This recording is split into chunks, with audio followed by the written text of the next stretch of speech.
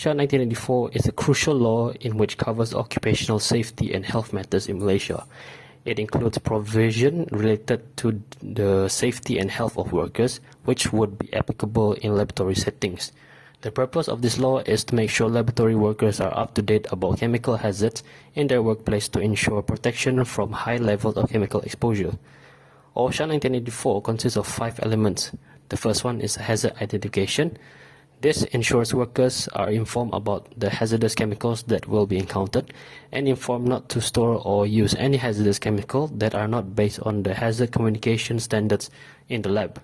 The second one is chemical hygiene plan or CHP. This contains guidelines for sensible practices and procedures using chemicals in the laboratory. The purpose is to protect workers from health hazards that come from handling chemicals in the laboratory. Third one is information and training. This training are provided during their first assign to the laboratory and during a new exposure situation. Fourth one is exposure monitoring.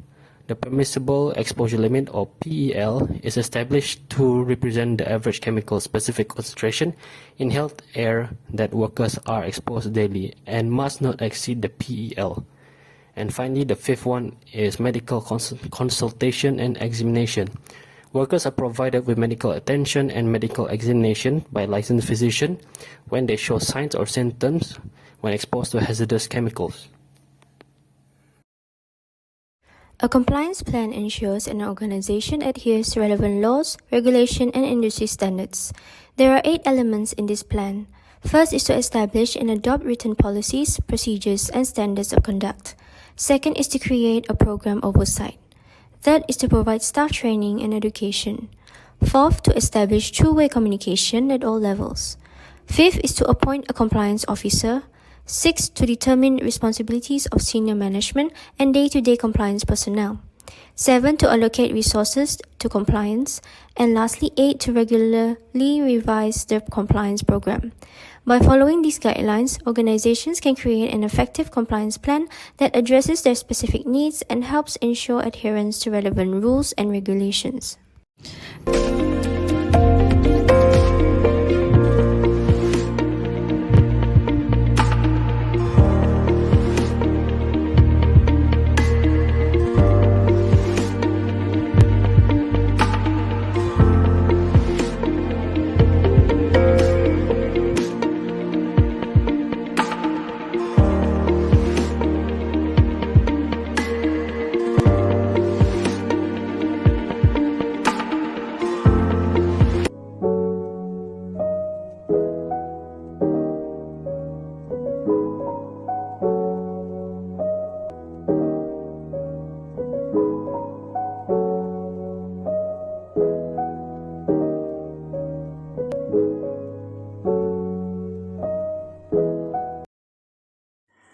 Each lab should have a universal biohazard symbol at the entrance to create a safe and informed environment for everyone involved. Autoclave should be provided for pre-treatment of lab waste to reduce its exposure to lab personnel and the environment. PPE should be provided in the lab to protect individuals from potential hazards associated with chemicals, biological agents, and physical factors. Biological spill kit must be available in lab for immediate and effective response to biohazard spills. Document regarding biological material inventory should be provided. It is to ensure the safety of everyone in the lab and preventing accidental release or misuse. The benefits of regulatory adherence is the first one is ensuring data integrity. Compliance with laboratory regulations help maintain the accuracy and reliability of research data, which is crucial for making informed decisions based on the data. Next is efficient and safe workplace. Compliance with safety and security rules help prevent incidents and strengthen resilience in the workplace, fostering a healthy competitive environment.